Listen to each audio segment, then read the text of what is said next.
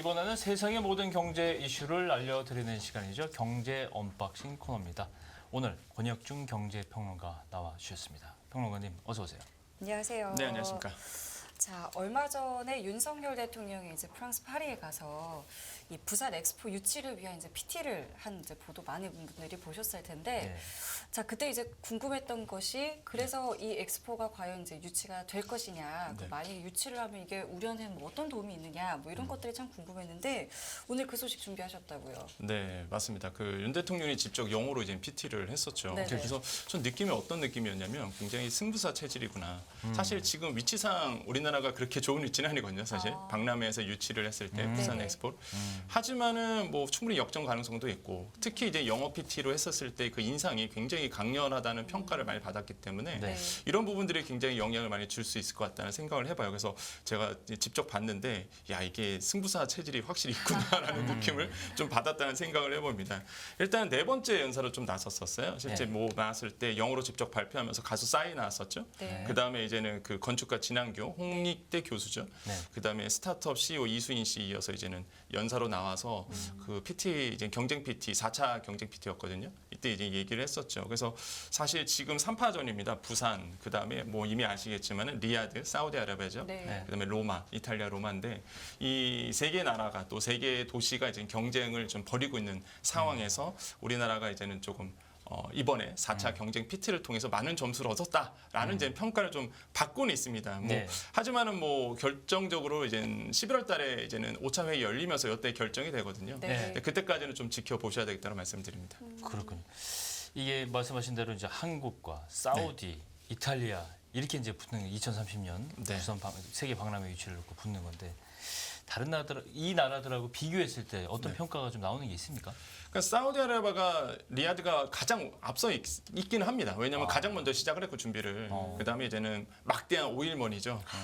천문학적인 금액을 뿌리고 있기 때문에 돈을 퍼 붓겠죠. 그렇죠. 이제는 뭐 가장 앞서 있는 걸로 이제 조사가 되고 있는데 사실 이번에 그 4차 PT 경쟁 PT를 통해서 이제는 각국 여러 나라에서 평가를 받았던 뉘앙스가 어떤 뉘앙스냐면 그 돈 많은 사람이 사업 계획서를 발표한 느낌 이런 평가를 받고 있어요. 네. 돈이면 다냐 약간 그런 전형적인 인식도 있을 수 있겠어요. 그럴 수도 있죠. 왜냐하면 사우디아라비아가 갖고 있는 이제 장점도 있고 단점도 있는데 장점은 역시나 오일머니겠고 단점은 인권입니다.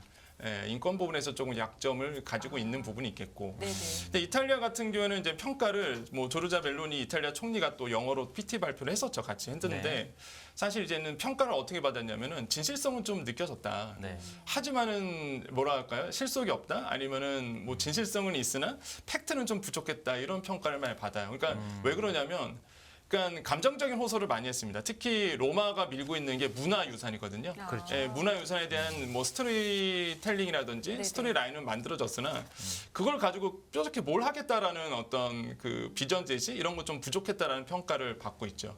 근데 우리나라 이제 한국 같은 경우에는 사실 이번에 그 윤 대통령이 영어로 PT하면서 강조했던 것이 있었습니다. 그게 뭐냐면은 대한민국은 준비를 많이 해왔다라는 것을 이제 강조를 했고요. 또 하나가 이제는 우리나라가 이제 부산 이니셔티브를 이제 강조를 했죠. 이게 이니셔티브 얘기하면 많은 분들이 언론에 많이 나오다 보니까 이게 뭐지라고 할 거예요. 근데 약간 뉘앙스가 애매하죠. 이게 뭐 계획이란 뜻도 갖고 있고요. 진취성이란 뜻도 갖고 있고. 근데 여기서 말하는 부산 이니셔티브는 뭐냐면 이제는 계획인 계획인데 솔루션을 제공하는 계획 이렇게 좀 해석을 하시면 돼요. 그러니까 어떤 솔루션을 우리가 부산 박람회를 통해서 제공할 수 있느냐.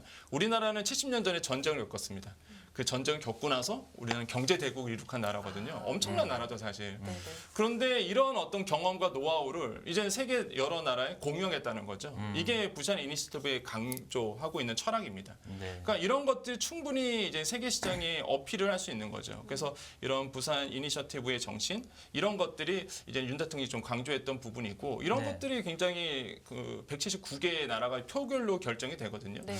많은 국가에 아마 영향을 줄 것이다라고 좀 보고 있고요. 네. 이런 점들이 아마 그 각 3파전에서 약간 각각의 좀 특징을 좀 가지고 있다라고 좀 평가를 해봅니다. 네. 그렇군요. 또 하나 저는 개인적으로 좀 눈여겨봤던 게 우리나라 이제 그룹 총수들도 이제 총출동했다. 네. 이 부분도 저는 개인적으로 좀 신기하게 느껴지기도 하고 의지가 좀 보이기도 하고 그랬어요. 그렇죠. 저도 네. 이번에 가면서 이번에 보면서 네. 그룹 총수들이 다 뭐 말고 프랑스라든지 베트남 일정이 이제 동행을 했는데 네. 그 이번에 참석했던 것이 이제 이종 삼성 회장, 그다음에 최태원 SK 회장, 그다음에 최태원 회장 같은 경우는 상공회의소 겸하고 있죠, 회장도. 그다음에 정의선 현대차그룹 회장, 구광모 LG그룹 회장. 딱 보시면은 재벌 3세입니다. 그러니까 특징이 뭐냐면 김동관 하나그룹 부회장, 뭐 조원태 한진그룹 회장 이렇게 갔는데, 그러니까 어떤 느낌이냐면 뭐 박람회를 떠나서 아 우리나라에 이제는 그 재벌 구조가 재벌 3세로 이제 공고히 됐구나 이런 어떤 맞아요. 느낌도. 왜냐면 명단이 네. 과거에 있던 명단은 사실 아니거든요. 맞아요. 이제 완전체가 됐다 이런 느낌 받았어요, 사실. 그래서 이런 재벌 3세가 확실히 이제는 공고하게 됐다라고 보시면 되겠고 열심히 네. 뛰었습니다, 사실. 네. 경쟁 PT에도 참석을 했었고 그다음에 그 이제 민간에서 활동을 굉장히 많이 하셨거든요. 특히 이제는 민간에서 해야 될 부분이 있어요. 그래서 이렇게 소리 소문 없이 각국 나라의 어떤 바이어들이라든지 사람들 만나서 대화하는 것 이런 것들이 민간에서 해야 될 일인데 충분히 해냈다고 보여지고요. 그 이번에 좀 눈여겨봤던 게 최태원 이제 회장이죠. 최태원 회장 같은 경우에는 아시겠지만은 발목 부상이 있었습니다. 조금 전에도 사진이 맞아요. 나왔어요. 아, 나왔었나요? 네, 목발을 예, 목발 짚고. 짚고. 예, 그 목발 보면은 예. 이제는 그 부산 박람회 네. 엑스포 그 로고가 있습니다. 아, 그랬나요? 예, 제가 그거 못 로고가 봤는데. 있어서 네. 거기 로고 이렇게 같이 보여주면서 이정 부장하고 이정 회장이랑 같이 사진도 찍고 했었는데, 예, 예, 지금 보이나요? 나오네요. 예, 저 목발이죠. 예, 예. 근데 그 목발 또 했던 이유가 또 테니스 때문에 또 다쳤다 이런 얘기를 했는데 네. 또 외람된 말이지만 그 테니스가 굉장히 산업이 굉장히 크다라는 걸 또 느껴요. 이번에 보면서도. 왜냐하면 네. 그래서 요즘에 오죽하면은 테린이라고 얘기하거든요. 예, 저도 들어봤어요. 예, 네. 그 시장이 엄청나게 큽니다. 크고 고급 있다고. 스포츠고 우리나라에서는 굉장히 테니스 시장이 되게 작은데 해외 나라 같은 경우는 되게 큰 시장이고 고급 스포츠, 골프와 테니스를 꼽거든요. 맞아요. 그러면서 이제 최태원 회장이 테니스를 즐긴다는 거 이런 것도 조금 뭐 재미있게 좀 말씀드릴 수 있겠지만 어쨌든 간에 그룹 총수들이 굉장히 이 박람회 유치를 위해서 뛰고 있다라는 거 이런 것이 이제는 핵심이라 보시면 되겠고 그래서 179개국 회원국들의 그 마음을 잡기 위해서 이런 민간에서도 열심히 하고 있다라는 뭐 눈여겨볼 만하다라고 생각을 해봅니다. 세계 총수들이 저렇게 총출동하는 네. 이번 행사 이제 이걸 유치를 해야 되는데 과연 이게 경제적인 파급 효과가 얼마 정도 있길래 이게 국가적으로 네. 도전을 하게 됐을까 이런 궁금함을 가지 않을 수가 없습니다. 저는 무조건 부산 엑스포가 세계 박람회가 돼야 된다라고 생각을 해봐요. 물론 저도 그렇게 생각해요. 그럴 수밖에 없는 과연 게 얼마 정도의 그쵸. 규모의 효과가 있길래 그 정도로 경제 효과가 있거든요. 일단 KDI에서 연구 별표가 났는데 여기서 우리나라의 경제 효과가 이제는 61조 원 정도 예상이 된다. 그래서 생산 유발 효과가 한 43조 원, 부가가치가 한 18조 원 정도 돼서 한 61조 원 정도 경제 효과가 있다라고 지금 발표를 했거든요. 네. 그러니까 이런 점에서 굉장히 크다라고 보시면 되겠고 투자액이 한 4조 9천억 원 정도 되고 참가국이 한 200여 개국에 이게 그 우리나라에 또 오시는 이런 참여 인원 이런 것들이 5천만 명이 넘어갑니다. 그러니까 네. 엄청난 거예요, 사실. 대단하네요. 예, 그래서 이렇게 된다 그러면 사실 우리나라의 경제적 파급 효과는 굉장히 크다라고 보시면 되겠고 무엇보다 고용 창출이 50만 명 정도로 예상을 하고 있습니다. 그러니까 이게 비교치가 항상 있어야 돼요. 이게 어느 정도인지를 보셔야 되는데 일단 평창 동계올림픽 때 그 당시에 경제 유발 효과가 29조 원이었습니다. 아, 그 다음에 이제 한일 월드컵 2002년이었죠, 17조 원이었어요, 그 당시. 이거에 지금 두세 배 이 정도 돼요. 그러네요. 그러니까 당연히 우리나라가 발벗고 나설 수밖에 없는 부분이다라고 보시면 되겠고 네. 그 다음에 이제는 상하이 엑스포가 2010년도에 있었거든요. 네. 그 당시에 이제 중국에서 상하이 엑스포가 열렸을 때 이 경제적 효과가 110조 원이었습니다, 무려. 그 다음에 고용 창출이 63만 명인데 저는 아직도 그러니까 어떤 느낌이냐면 중국이 그 세 개 나라의 목소리를 냈던 것이 저는 이 상하이 엑스포 이후라고 좀 보거든요. 그러니까 뭐 말 그대로 뭐 사회학적으로 보더라도 문화적으로 보더라도 중국이 국제 어떤 그룹과 일원으로서 인정받았을 때가 저는 이때 이후라고 좀 봐요. 그래서 진짜 그러면 저 가치보다 더 뒤에 숨어 있는 효과가 예, 엄청나게 엄청나죠. 크다. 봐야 이 되겠네. 그렇게 세계 박람회라는 역사를 보면은요. 네네. 이게 사실 아시겠지만은 만국박람회 이런 얘기는 우리 역사책에서 많이 봤잖아요. 19세기부터 시작한 거 아닌가요? 맞습니다. 그렇잖아요. 그러니까 역사책에 만국박람회 나오는 게 우리가 네. 일제시대 때 그런 교육을 받았기 때문에 만국박람회 인상이 큰데 이게 세계박람회거든요, 결국에는. 네. 그러니까 세계적으로 봤을 때 그 나라의 자랑이에요.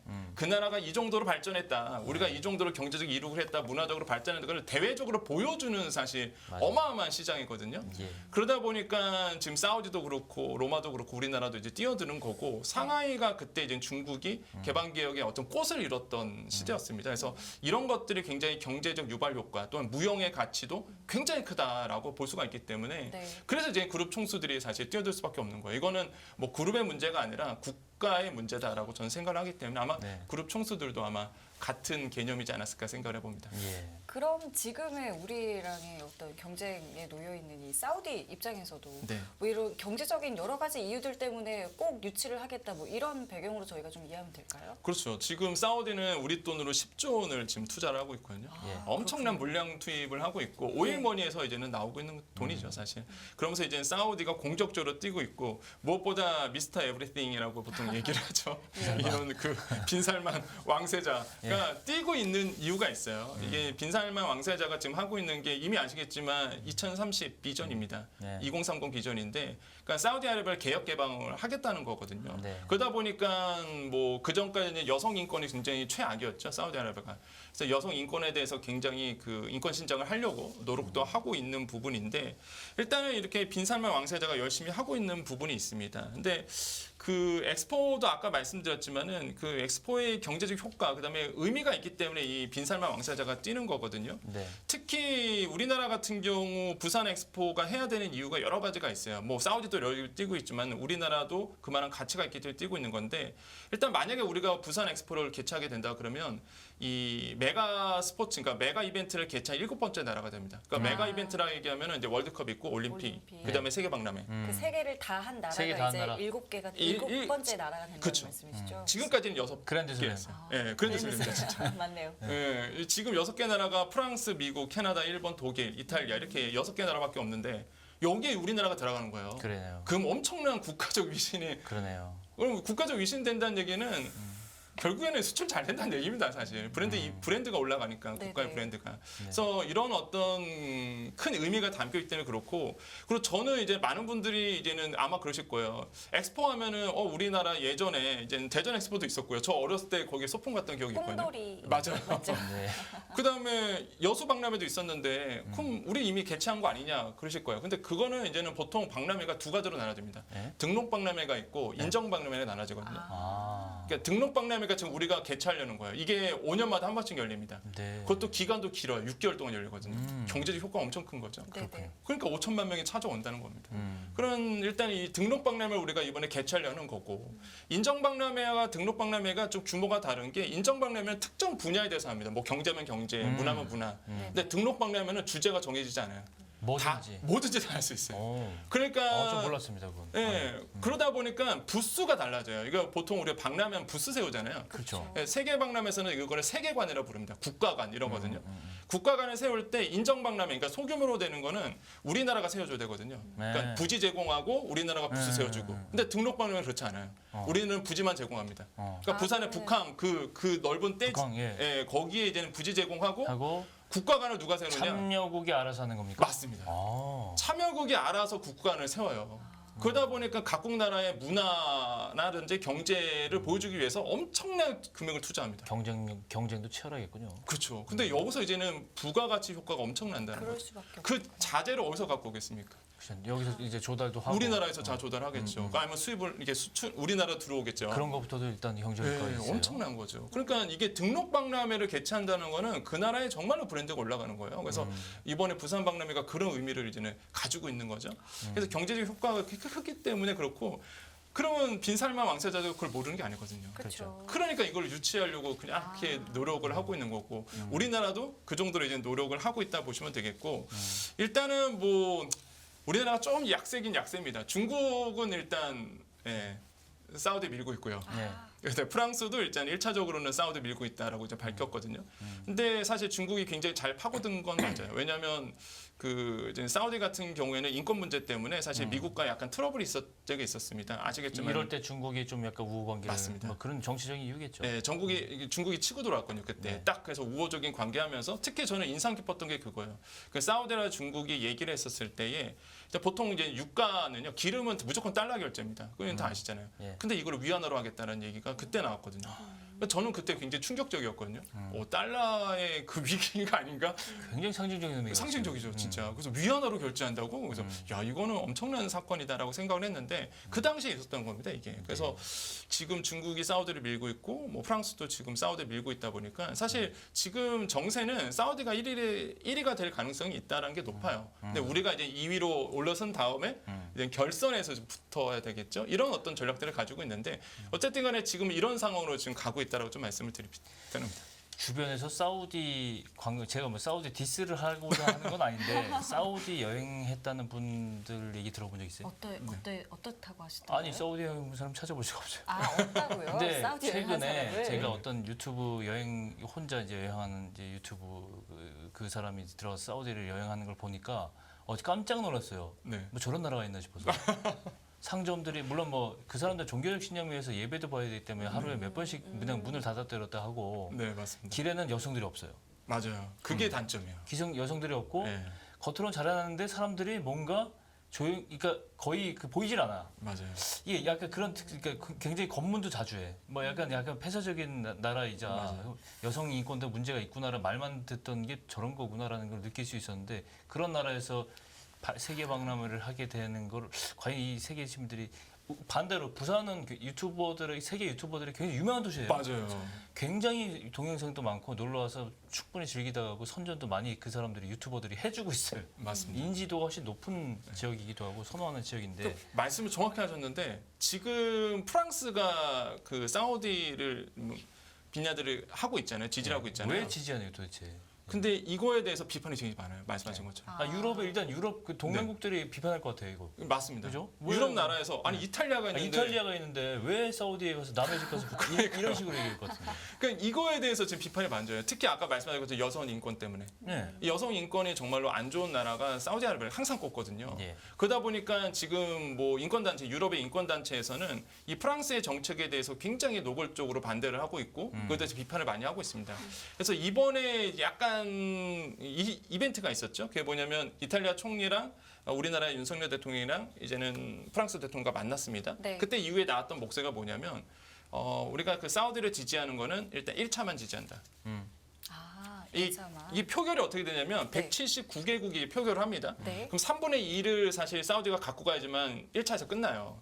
그게 아니면 이제 결선 그게 아니면 투표를 그렇죠. 하는 결선까지 다시. 가는 거죠. 과반 얻을 때까지. 맞습니다. 1, 2위가 이제 올라가거든요. 그러니까 이탈리아와 우리나라의 전략이 똑같아요. 그러네요. 일단 2등을 하자. 그렇죠. 2등을 먼저 한 다음에 만약에 한번 이탈리아 떨어지면은 유럽표가 우리한테 올 가능성이 있거든요. 그렇죠. 인권 때문에 거기는 사우디아라비아는 네. 그러면은 우리가 이제 그 표를 가지고 가는 거고 이탈리아도 똑같습니다. 우리가 떨어지면 일단 우리나라가 표를 받던 게 이탈리아 쪽으로 가야 되기 때문에 네. 서로 이제는 그래서 이제는 그 4차 PT 끝난 다음에 서로 되게 반갑게 인사했거든요. 그렇죠. 인원들 멤버들이 예. 막 경쟁국이면은 굉장히 싫어할 텐데 네. 너무 해맑게 인사하면서 서로 좋게 끝내려고. 왜냐하면 결선까지 가서 그 표를 갖고 와야 되기 때문에. 그래서 이런 어떤 숨은 어떤 뉘앙스도 있었다. 그래서 지금 본다 그러면 인권 문제가 사우디의 가장 큰 단점이다. 이렇게 좀 볼 수가 있겠고. 그래서 진짜 한치의 앞도 모른다라고 저는 생각을 해봅니다. 네. 지금 조금 전에 나온 그래픽 보니까 이제 11월에 5차 PT를 5차 하고 PT 하고. 이제 맞습니다. 비밀 투표를 하게 되는데 발표는 언제 합니까? 11월 달에 그때 합니다. 그때 아, 그 네네네. 달에. 그럼 그러니까 이제 뭐 시간이 이게 그렇죠? 여기 나오잖아요. 예. 5차 PT 하고요. 최종 결정이 결정지거든요. 그래서 네네. 사실 4차 PT가 중요했던 거예요. 그래서 왜냐면 5차 PT에서는 이미 투표를 할 그렇죠. 거니까. 그렇죠. 이미 마음을 정했다는 거죠. 그렇기 네. 때문에 바뀔 가능성은 없습니다. 그 사이에 바뀌거든요. 네. 그래서 지금 스케줄을 본다 그러면 6월에 이제 4차 PT가 이번에 열린 거고 네네. 그래서 이번에 굉장히 이제 주요했던 제일 거죠. 중요하네요. 예, 그래서 이제 11월 달에 5차 PT 열리고 179개 회원국이 이제 비밀 투표로 되면서 이제는 개최지가 이제 결정이 된다라고 보시면 되겠고 과연 어떻게 될지는 아무도 모릅니다. 그렇죠. 예, 지금 상황으로는 뭐 지금 사우디가 뭐 유리하다고 보고 있지만은 사실 뭐 우리나라도 만만치가 않다 여러 걸 가지고 있다 보시면 되겠고 뭐 장단점은 있습니다. 우리나라의 단점은 확실히 있어요. 네. 그게 뭐냐 그러면 대륙 안배입니다. 대륙안배. 예, 왜 그러냐면 이번이 2025년도에 아시겠지만 오사카에서 열리거든요. 예, 예. 그러니까요. 예, 박람회가. 그러면 동일한 아시아 국가 이것 때문에 지금 서방 언론에서는 우리나라를 우호적으로 보지 않는 거예요. 불리하네요. 예, 그러니까 그거를 이제 극복해내야 되는 게 우리의 이제 숙제라고 보시면 되겠고, 근데 저는 뭐 모릅니다, 진짜. 예, 반전의 반저가 있는 게 사실 이게 비밀 투표거든요. 네. 그래서 우리나라가 어떻게 하냐에 따라서 우리가 충분히 부산 엑스포를 가지고 올 개최할 수 있는 여력은 충분히 전 남아 있고 경제 효과가 굉장히 크고 그렇게 된다 그러면 수혜를 받은 업종이 굉장히 커요. 면세점, 그렇죠. 여행, 시작했군요. 무엇보다 아까 말씀드렸죠. 등록 박람회다 보니까 막대한 건설 자금이 들어갑니다. 건설 쪽. 건설 쪽. 예, 그래서 박람회의 이런 또 수혜 업종들이 굉장히 많다 보니까 이런 것도 유심히 또 투자자분들께서는 보셔야 된다라고 말씀드립니다. 알겠습니다. 아, 얘기를 들으면 들을수록 꼭 하면 좋겠다라는 예. 이제 생각이 드는데요. 오늘 이야기는 여기서 마무리 짓고 저희는 다음 주에도 뵙겠습니다. 지금까지 권혁중 경제평론가와 함께했습니다. 고맙습니다. 고맙습니다. 네, 감사합니다. 끝없는 위기 속 기회는 언제나 숨어 있습니다. 성공한 투자 고수들과 나눈 투자의 철학. 다가올 기회를 잡아내는 부의 만찬으로 여러분을 초대합니다. 푸짐하게 한 상 차려놓았습니다.